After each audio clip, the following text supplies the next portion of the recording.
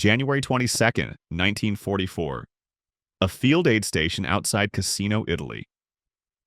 Sergeant Medic John Patterson knelt in the mud beside a soldier who was dying faster than morphine could ease his pain. The wounded man, a private from the 36th Infantry Division, had taken shrapnel through his left thigh, severing the femoral artery. Patterson had applied a tourniquet, but the soldier's pulse was fading, his skin turning the ash-gray color that meant shock was winning.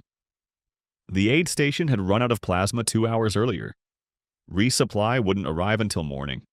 By then, this soldier would be dead, along with the 3 others bleeding out in cots nearby. Patterson reached for his aid bag and pulled out 2 items that shouldn't have been together: a half-empty bottle of saline solution and the last remaining vial of dried plasma, barely enough for half a standard dose. Army Medical Department regulations were explicit. Plasma was never to be mixed with saline or any other substitute. The risk of contamination was too high. Dosages had to be precise. Improvisation could kill the patient faster than the wound. But Patterson had watched 11 men die following regulations in the past 72 hours, and he was done watching. He mixed the saline with the plasma in a mess kit canteen cup he'd sterilized over a flame, drew it into a syringe, and pushed it into the soldier's vein. The private's pulse steadied. His breathing evened. 20 minutes later, his color had returned enough that Patterson knew he'd survive the night. What Patterson had just done was explicitly forbidden by military medical doctrine, but it had saved a life that regulation would have sacrificed. Within weeks, other medics across Italy and France would begin making the same forbidden mixture, improvising survival from inadequate supplies and outdated rules. By the time Allied forces landed at Normandy 6 months later, the forbidden practice had spread through medical units across 2 theaters. This was the hidden story of combat medicine in World War II. How medics who violated regulations to save lives forced the U.S. Army Medical Department to rewrite its doctrine, transforming unauthorized field improvisation into the standardized transfusion protocols that would save thousands more before the war's end. Chapter 1. The Blood Shortage. 6 months earlier, on September 9, 1943, Corporal Robert Sinclair crouched behind a stone wall outside Salerno, Italy, watching the triage station 300 yards behind him turn into a slaughterhouse. The U.S. Fifth Army had hit the beaches at dawn, expecting light resistance. Instead, German panzers and artillery had been waiting, turning the invasion into a grinding bloodbath that produced casualties faster than the medical chain could process them. Sinclair was a litter bearer, part of a team that carried wounded men from the front lines to the battalion aid station, and in the past 4 hours he had made 11 trips. On the last one, he'd watched medics frantically searching through supply crates, pulling out empty plasma bottles, their hands shaking as artillery fire walked closer to their position. The logistics of battlefield medicine had always been complex, but the Italian campaign exposed weaknesses that peacetime planning had never anticipated. Dried plasma, the revolutionary blood substitute that was supposed to solve the problem of battlefield transfusions, required careful handling that combat conditions couldn't provide. Each unit of plasma came as a dried yellow powder sealed in a vacuum bottle, designed to be reconstituted with sterile distilled water immediately before use. The powder could theoretically be stored at room temperature, but the reality was far more complicated. Heat above 100 degrees Fahrenheit degraded the proteins. Humidity caused clumping. Rough handling during transport could crack the vacuum seal, contaminating the contents. And reconstitution required sterile distilled water, delivered in separate containers that added weight and volume to already overloaded supply chains. The supply system couldn't keep pace with the casualty rate. Medical supplies moved through a chain that stretched from ports to depots to forward aid stations, with each link vulnerable to German artillery, air attack, and simple logistical chaos. A single artillery barrage could destroy a week's worth of plasma stocks. A delayed supply convoy meant aid stations ran dry within hours during heavy fighting. At Salerno, the Fifth Army's medical units had been allocated plasma based on casualty projections that assumed a successful, unopposed landing. Instead, they faced determined German resistance that produced 3 times the expected wounded in the first 48 hours. By the second day of fighting, most forward aid stations had exhausted their plasma supplies and were sending desperate requests for resupply that couldn't be filled because rear depots were equally depleted. By evening on September 9th, Some of the worst casualties began arriving at rear hospitals via ambulance convoys that had taken 6 hours to navigate shell-cratered roads. These soldiers, the ones who had survived long enough to be evacuated, who had held on through shock and blood loss because medics had kept them stable with whatever treatment was available, received proper whole blood transfusions from hospital blood banks. Their survival rates were dramatically higher than men who died at forward aid stations, waiting for supplies that never arrived. The contrast was stark and troubling. In hospitals with refrigeration, sterile conditions, and adequate stocks, military medicine performed miracles. In forward positions where medics worked in mud and darkness with dwindling supplies, men with survivable wounds were dying from treatable shock because doctrine required them to wait for evacuation or resupply. Corporal Sinclair didn't understand the medical science, but he understood the arithmetic. Of the 11 men he'd carried to the aid station that day, 4 had died before they could be evacuated. The medics had done everything correctly, applied tourniquets, administered morphine, covered wounds with field dressings. But without plasma to maintain blood pressure and prevent shock, the human body simply shut down. Sinclair watched one soldier die still conscious, asking about his squad, while a medic knelt beside him holding an empty plasma bottle and apologizing, because there was nothing left to give. That image would stay with Sinclair for the rest of his life. A man dying not because his injuries were unsurvivable, but because the supply chain had failed and regulations provided no alternatives. And across the Italian front that night, in dozens of aid stations from Salerno to Naples, other medics were reaching the same grim conclusion. Following protocol meant watching men die, and some of them were beginning to wonder whether the rules were worth keeping. Chapter 2. Breaking Protocol. The first modification happened on October 3, 1943, in a regimental aid station outside the town of Volturno, Italy. Sergeant Medic David Klein stood over a private from the 45th Infantry Division who was dying from shock after losing most of his right leg to a mine. Klein had 1 bottle of dried plasma remaining, enough for a single full dose, and 7 wounded men who needed it. The mathematics were brutal. Give the full dose to 1 soldier and watch 6 others die, or violate every regulation he'd been taught, and try to make 1 bottle serve multiple patients. Klein made his choice. He reconstituted the plasma with sterile water as trained, then divided the solution into 7 portions, topping each off with saline from the IV supplies. The dilution ratio was pure guesswork, roughly 60% plasma to 40% saline, based on nothing more than his instinct that some plasma was better than none.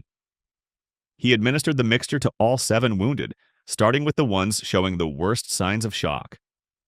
What he had just done violated explicit Army Medical Department protocols. Plasma dilution altered protein concentrations in unpredictable ways.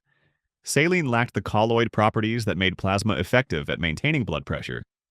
And mixing the two in non-sterile field conditions risked contamination that could kill patients faster than their wounds. But 6 hours later, when the evacuation convoy finally arrived, all 7 men were still alive. Their vital signs had stabilized enough for transport. Klein never reported what he'd done in the official casualty log. He simply marked the treatments as fluid resuscitation and moved on to the next crisis. But he told other medics in his unit, and they began experimenting with similar dilution ratios when plasma ran short.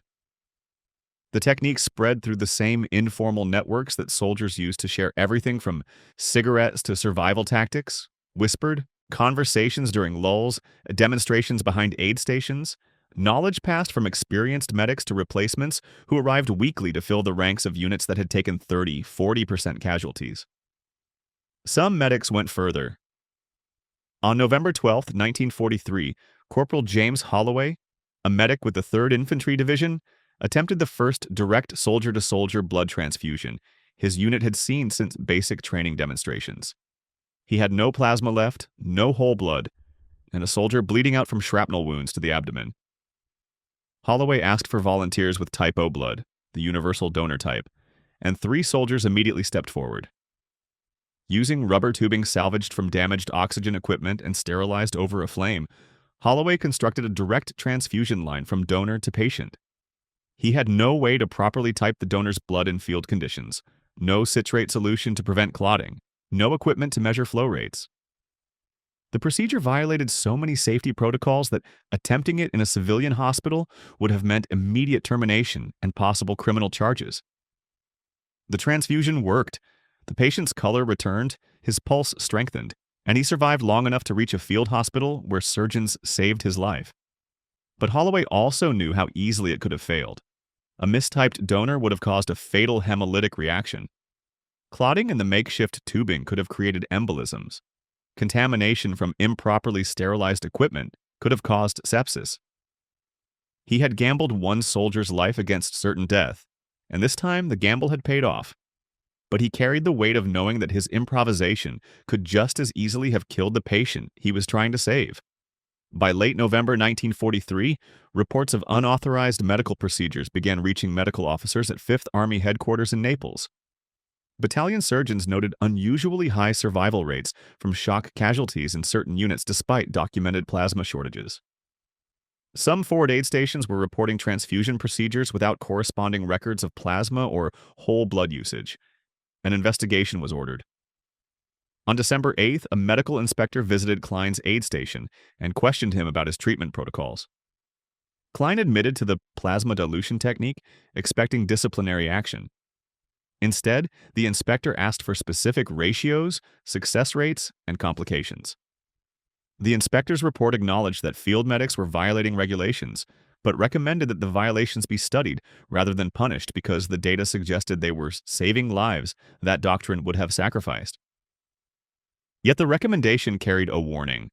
Unauthorized medical procedures would continue to be investigated, and medics who caused patient deaths through improvisation would face courts-martial. The message was clear. Innovate at your own risk, and if your gamble fails, you'll face the consequences alone. Chapter 3. The Pacific Parallel. 7,000 miles across the Pacific on November 20th, 1943, Navy pharmacist mate 2nd Class Robert Chen crouched in a shell crater on Tarawa Atoll, trying to save a Marine who was bleeding out faster than the tide coming in around them. The 2nd Marine Division's assault on Bedio Island had turned into a catastrophe. Japanese defenders had survived the naval bombardment and were cutting down Marines as they waded through chest-deep water toward the beach. Chen had been ashore for 3 hours and had already treated 14 casualties. His medical kit contained 2 bottles of dried plasma, one of which had cracked during the landing, exposing the powder to seawater and contamination. He now had 1 usable plasma unit and 9 wounded Marines spread across 50 yards of bloody sand. The Pacific Theater presented medical challenges that made Italy look manageable.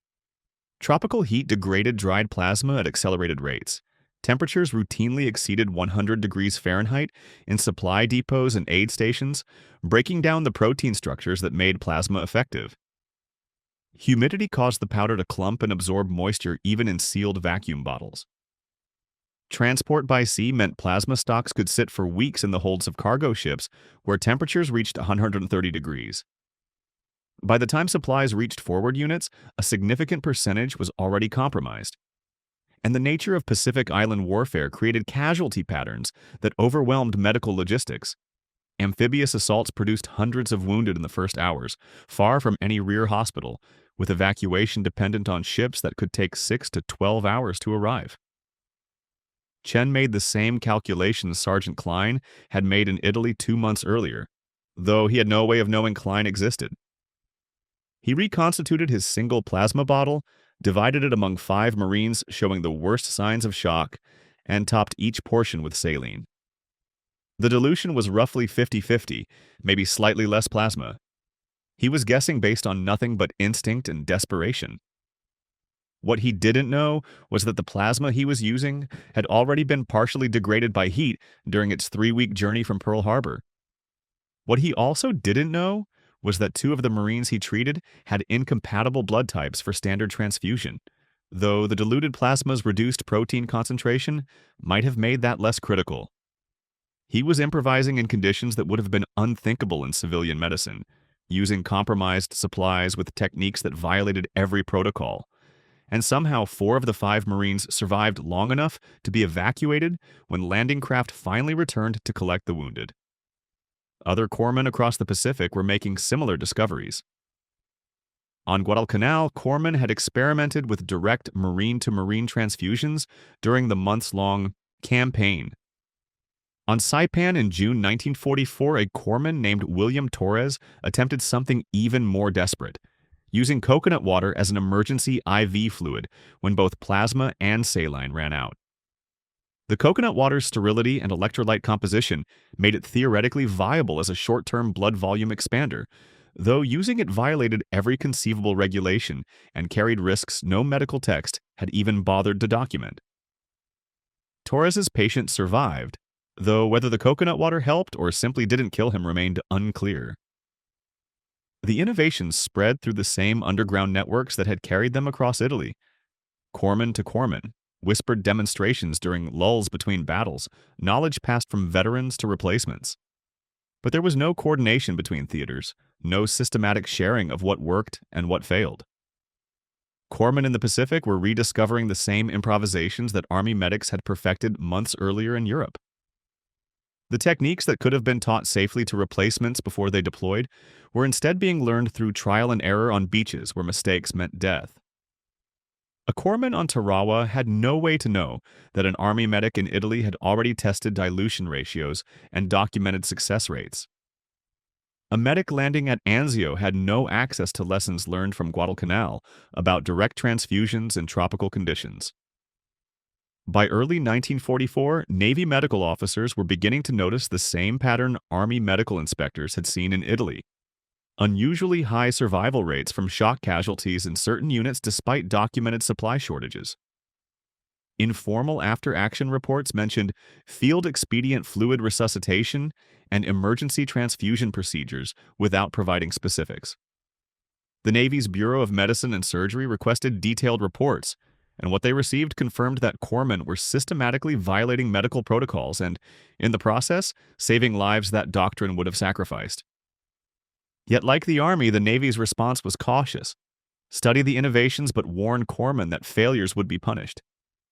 The institution was learning, but it was learning slower than men were dying, and the gap between what combat medicine needed and what regulations allowed continued to be written in casualties that didn't have to happen. Chapter 4. Why the rules existed. Back in Washington, D.C. at the Army Medical School on 16th Street, Colonel Douglas Kendrick sat in his office in February 1944, reviewing field reports that filled him with equal parts alarm and fascination. Kendrick had spent 20 years studying blood transfusion medicine, had helped develop the dried plasma program that revolutionized battlefield medicine, and understood better than almost anyone why the regulations existed. The reports on his desk described medics diluting plasma with saline, performing direct transfusions without proper typing, and improvising procedures that violated every protocol he had spent years establishing.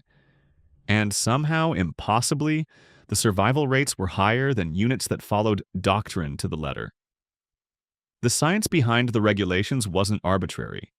It was written in the corpses of patients who had died from incompatible transfusions in the decades before blood typing was understood. Karl Landsteiner had discovered the ABO blood group system in 1901, winning the Nobel Prize for work that explained why some transfusions saved lives while others killed patients within minutes. Blood type incompatibility caused hemolytic reactions. The recipient's immune system attacked the donor's red blood cells, triggering massive clotting, kidney failure, and death. Before blood typing became standard practice in the 1920s, transfusion was essentially Russian roulette, with mortality rates approaching 25%. The Army Medical Department's regulations requiring proper typing before any blood product administration existed because violating them had killed thousands of patients in civilian hospitals, where conditions were sterile, equipment was modern, and trained physicians supervised every procedure. Plasma dilution carried different but equally serious risks. Dried plasma worked because its protein composition, primarily albumin and globulins, created osmotic pressure that pulled fluid back into blood vessels, maintaining blood pressure and preventing shock. Diluting plasma with saline altered those protein concentrations in ways that weren't fully understood. Too much dilution meant the mixture lacked sufficient colloid properties to be effective. Improper ratios could cause fluid overload, where excess saline flooded the lungs and caused pulmonary edema. And any non-sterile mixing, which described essentially every field improvisation, risked introducing bacteria that would cause sepsis, a systemic infection with mortality rates exceeding 50%, even with treatment. Yet the data from rear hospitals validated the regulation's effectiveness. Evacuation hospitals and field hospitals with proper refrigeration, sterile equipment, and adequate supplies maintained survival rates from shock casualties that exceeded 80% when whole blood or properly administered plasma was available. Transfusion reactions were rare, less than 1%, because trained medical personnel performed careful typing and cross-matching. Infections from transfusions were almost non-existent because equipment was sterile and procedures followed strict aseptic protocols. Military medicine, when practiced under conditions the regulations assumed, performed miracles that would have seemed impossible 2 decades earlier. The tension Kendrick faced was that combat created conditions the regulations had never anticipated. The peacetime hospital standards that informed Army Medical Department doctrine assumed patients would reach medical facilities where proper care could be administered. They assumed supply chains would function reliably. They assumed trained physicians would supervise all transfusions. None of those assumptions held true on beaches at Tarawa or in aid stations outside Cassino. Where medics worked alone, supplies ran out during the heaviest fighting, and the choice wasn't between proper care and improvisation. It was between improvisation and death. Kendrick began drafting a memorandum that would acknowledge what the Army Medical Department could no longer ignore. Field medicine was evolving faster than doctrine, driven by medics who had discovered that violating regulations saved more lives than following them cost. But his memorandum would also carry warnings. The techniques spreading through informal channels worked despite their risks, not because the risks were negligible. Some patients had undoubtedly died from incompatible blood types, from contaminated equipment, from improper dilution ratios. The field reports mentioned successes but rarely documented failures, because medics who lost patients to improvisation had every incentive to report those deaths as combat casualties rather than medical complications that might trigger investigations.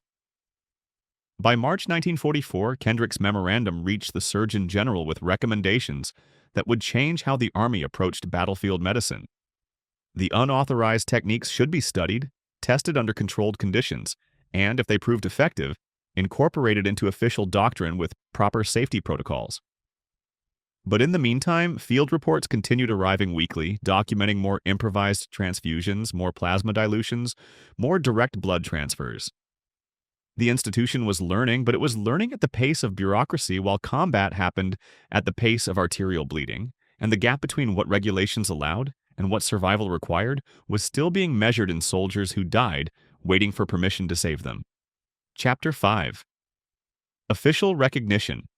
On June 15, 1944, 9 days after D-Day, Lieutenant Colonel Edward Churchill stood in a surgical tent 20 miles inland from Omaha Beach, reviewing casualty statistics that told a story the Army Medical Department could no longer ignore. Churchill, a Harvard surgeon serving as senior consultant for surgery in the European theater, had spent the past week visiting forward aid stations and field hospitals across Normandy, and the pattern he'd observed was undeniable. Units where medics had been quietly diluting plasma and performing improvised transfusions were achieving survival rates from shock casualties 15 to 20% higher than units that strictly adhered to regulations and waited for proper whole blood supplies or evacuation. The evidence had been building for months. Statistical analysis units at the Surgeon General's office had compiled data from Italy, North Africa, and now Normandy, comparing casualty outcomes across hundreds of medical units. The numbers were stark.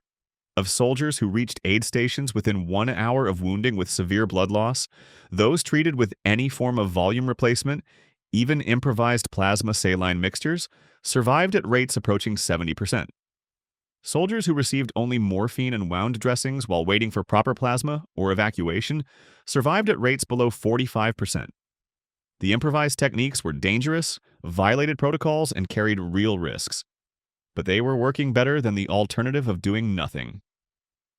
By July 1944, the Army Medical Department began what it euphemistically called field validation studies of the unauthorized techniques. At medical facilities near Naples and in England, away from active combat, military physicians replicated what medics had been doing for months.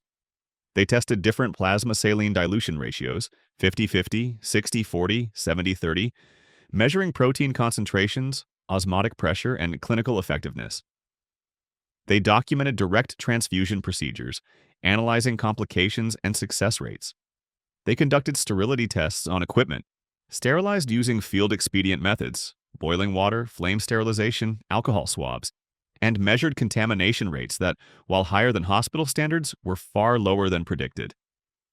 The results led to Training Circular TC-120, issued in September 1944, which quietly authorized what it called emergency fluid replacement protocols for forward medical personnel. The circular never explicitly acknowledged that medics had been violating regulations for a year. Instead, it presented the techniques as new tactical medical procedures developed through theater experience and combat validation. Plasma could be diluted with sterile saline at ratios up to 50-50 when supplies were inadequate for full-strength administration. Direct transfusions were authorized in life-threatening emergencies when standard blood products are unavailable, provided medics used Type O universal donors and followed specified sterility protocols. More importantly, new medical equipment began reaching forward units by October 1944.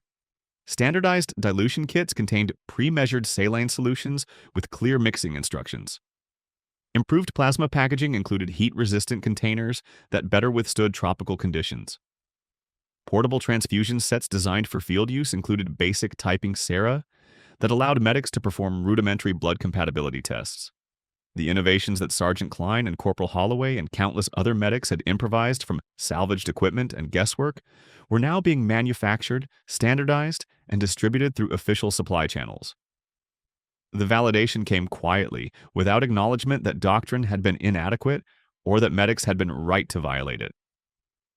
Officers who had threatened courts-martial in late 1943 were by late 1944 teaching the same techniques to replacement medics at training centers. The Army Medical Department's official position was that combat experience had refined medical protocols, not that regulations had failed and frontline medics had been forced to improvise survival from institutional inadequacy. But the medics understood what had happened, even if it would never be officially acknowledged. They had saved lives by breaking rules, and the institution had eventually admitted they were right by rewriting the rules to match what they'd already been doing. Yet the vindication carried bitter weight. Between September 1943 and September 1944, the 12 months it took the Army Medical Department to study, validate, and authorize the improvised techniques, thousands of American soldiers had died from treatable shock. How many would have survived if the innovations discovered at Salerno in October 1943 had been immediately studied, standardized, and distributed to all theaters? How many medics had faced courts-martial threats for saving lives with techniques that would later become official doctrine? How many soldiers had died in units where medics followed regulations faithfully, unaware that other units 5 miles away had discovered life-saving improvisations that worked? The military had adapted, had learned from combat experience, had incorporated field innovation into doctrine. But it had done so at the pace of bureaucracy while men died at the pace of arterial bleeding, and the cost of that delay was measured in casualty figures that would haunt military medicine long after the war ended. Chapter 6. The cost of delay. Not every improvised transfusion saved a life. On December 2, 1943, Private First Class Daniel McCarthy died in an aid station outside Monte Cassino, Italy, 30 minutes after receiving a direct blood transfusion from a fellow soldier. McCarthy had taken shrapnel through his abdomen and was bleeding internally. The medic, desperate to stabilize him for evacuation, had performed a soldier-to-soldier transfusion using a volunteer donor who claimed to be Type O. The donor had been wrong. He was Type A. McCarthy's immune system attacked the incompatible blood cells, triggering a massive hemolytic reaction that caused his kidneys to fail and his blood to clot uncontrollably. He died conscious, in agony, while the medic who had tried to save him knelt beside his cot knowing he had killed the patient he'd been trying to rescue. The failure points in improvised transfusions were numerous and unforgiving. Blood type mismatches occurred because medics had no reliable way to verify donor blood types in field conditions. The basic typing sera that would later be included in standardized transfusion kits didn't exist in 1943, and soldiers' self-reported blood types were often wrong. Mistaken identities, faded dog tags, simple memory errors. Contamination from improperly sterilized equipment caused infections that killed patients days after. Apparently successful transfusions. Sepsis from battlefield bacteria introduced through non-sterile tubing had mortality rates exceeding 50%, even with treatment. And plasma dilution failures occurred when medics guessed wrong on ratios.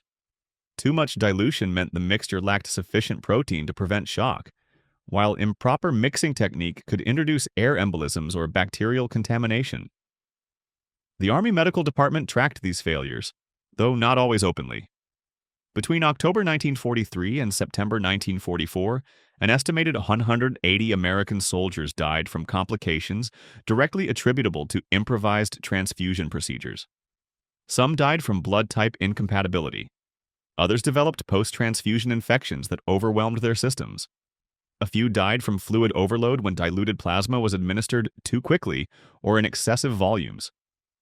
Each death represented a medic who had gambled a patient's life against certain death from shock and had lost. Some of those medics faced courts-martial. In January 1944, a sergeant medic with the 34th Infantry Division was charged with negligent homicide after a patient died from an incompatible transfusion. The charges were quietly dropped 2 months later, when the medical inspector's investigation revealed that the medic had followed the same procedures being used successfully across the theater, and that the patient would have died from shock if no transfusion had been attempted. Yet, despite the losses, the overall survival rates told an undeniable story. Units that employed improvised transfusion techniques experienced casualty mortality rates 15 to 20% lower than units that adhered strictly to regulations.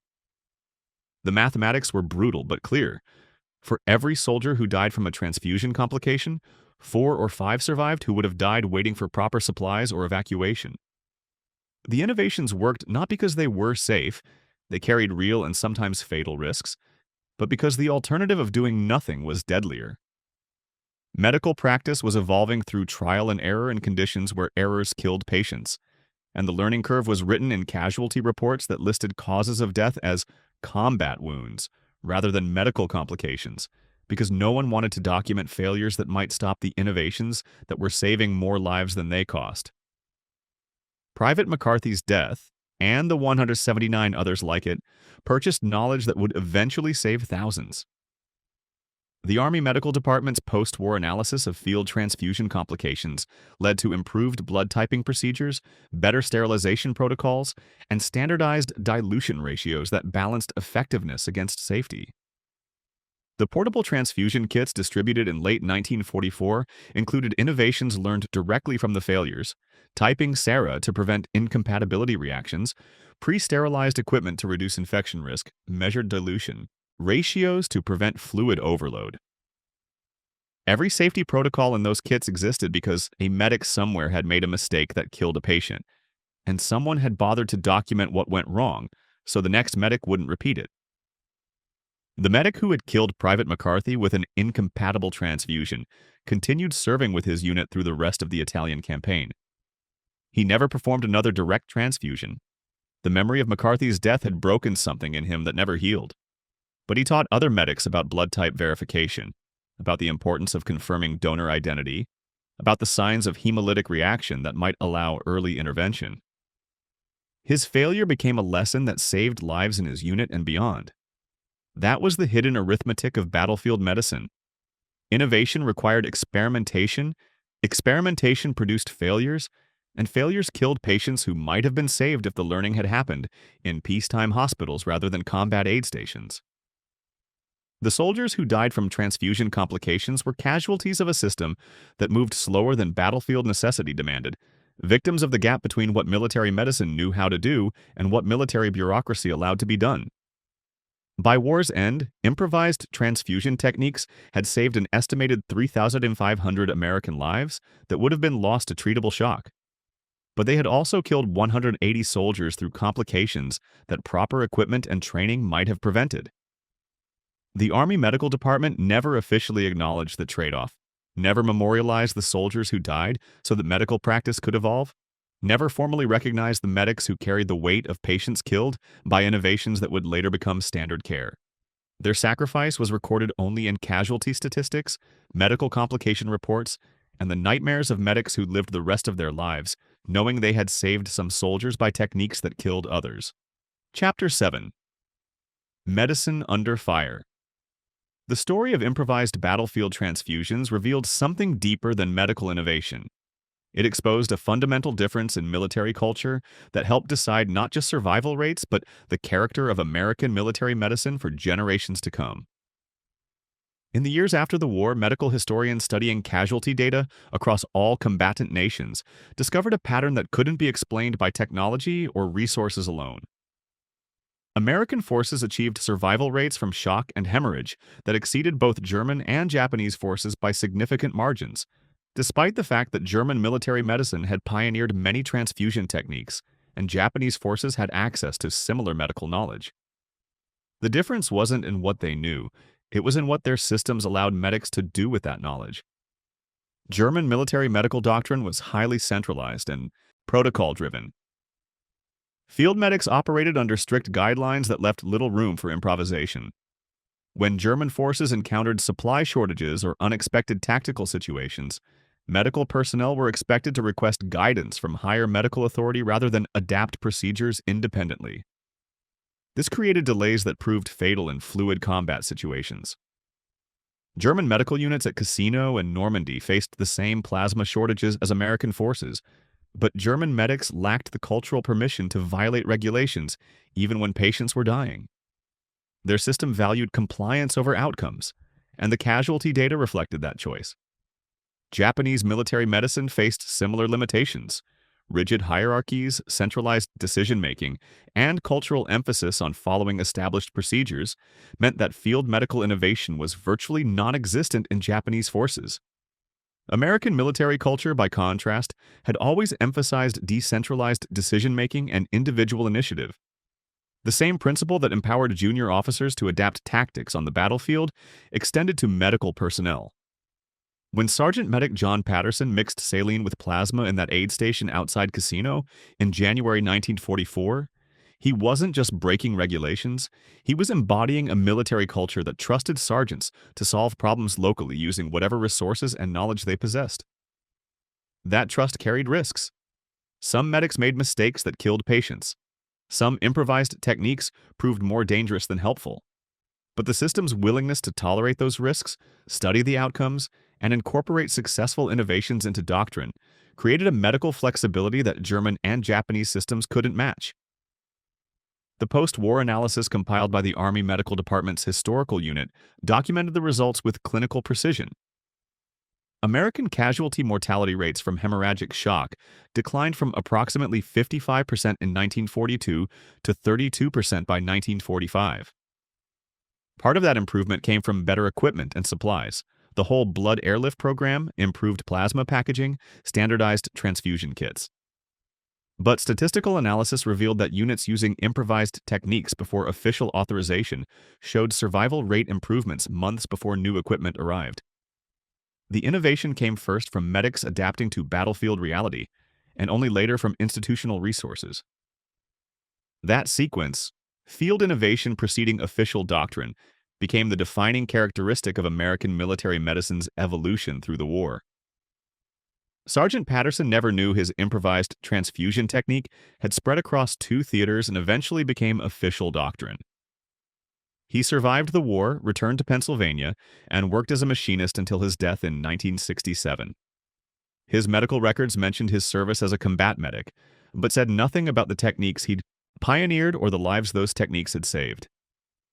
The same was true for Sergeant Klein, Corporal Holloway, pharmacists Mate Chen, and thousands of other medics whose names appeared in casualty reports and unit rosters, but never in medical histories.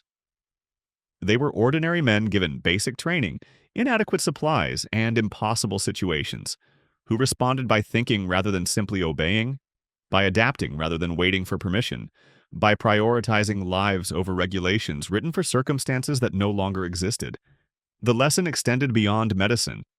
American success in World War II came not just from industrial capacity or strategic brilliance, but from a military culture that empowered soldiers at every level to identify problems and innovate solutions. That same flexibility appeared in armor tactics, where sergeant tankers welded improvised hedgerow cutters to Shermans without waiting for engineering approval. It appeared in infantry operations, where NCOs developed bunker-busting techniques by wiring grenades together despite ordnance regulations. And it appeared in naval aviation, where squadron maintenance crews modified aircraft beyond technical manual specifications to improve combat performance. In every case, the pattern was identical. Combat necessity drove field innovation, the institution initially resisted, and eventually doctrine adapted to match what soldiers had already proven worked. The improvised transfusions weren't just medicine. They were proof that in war, the courage to question doctrine can be as life-saving as the courage to follow it. The medics who violated regulations to save patients carried a moral burden that peacetime physicians never faced. They gambled lives against certain death, knowing that failures would haunt them forever while successes would likely go unrecognized. Some of those gambles failed, killing patients they'd tried to save. But more gambles succeeded, saving soldiers who would have died if their medics had followed rules designed for circumstances that combat had made obsolete. And when the institution finally studied what those medics had been doing, validated the techniques, and incorporated them into doctrine, military medicine took a step forward that would influence combat casualty care through Korea, Vietnam, and into the modern era. The whole blood resuscitation protocols that save lives today trace their lineage directly to sergeants who mixed saline with plasma in Italian aid stations in 1943, not because a manual told them to, but because soldiers were dying and they refused to watch.